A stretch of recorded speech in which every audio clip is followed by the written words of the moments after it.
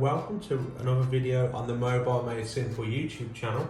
So today it's an unboxing of the new MacBook Air with the new M1 chip. So this is the 8-core edition and this is the space grey. Initially I did want to go for silver, but it was only the space grey that was available for collection. So as you can see, it comes in the standard MacBook Air packaging. It shows you on the back it's the standard 8GB memory but with the 512 SSD. So we'll flip this over.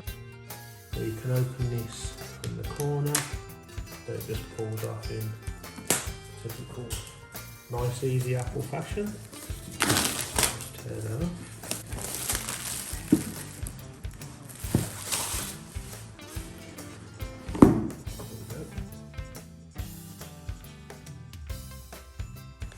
So there's the MacBook Air in space grey. Let's put that to one side for a second.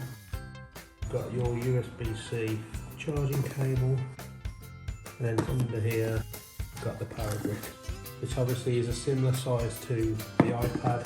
So there is an advantage with this if you are travelling. Obviously it's a smaller charger.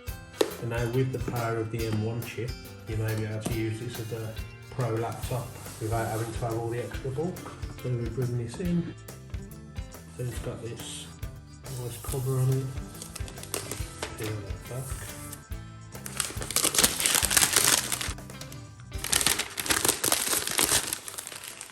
So it's very cold to the top, as it is cold in the UK at the moment. So the lid slides up, and that's powered on as soon as I've opened the lid. So we take this out. So as you see, the Air and the new Pro, both the M1 editions, they are similar spec. They've got the same processor, same RAM. The difference is with the Air, is you don't have a fan and you haven't got a touch bar.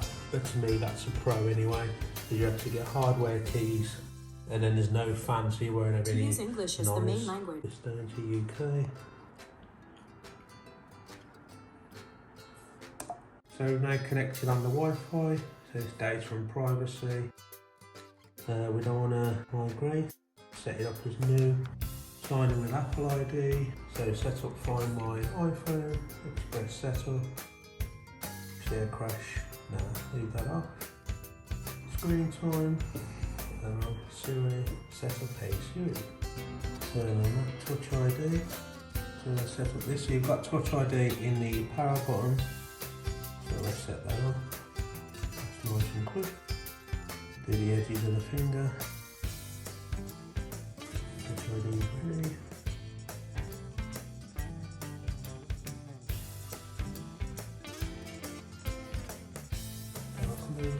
True tone display logging on, and then it's setting up the Mac, so we're nearly done.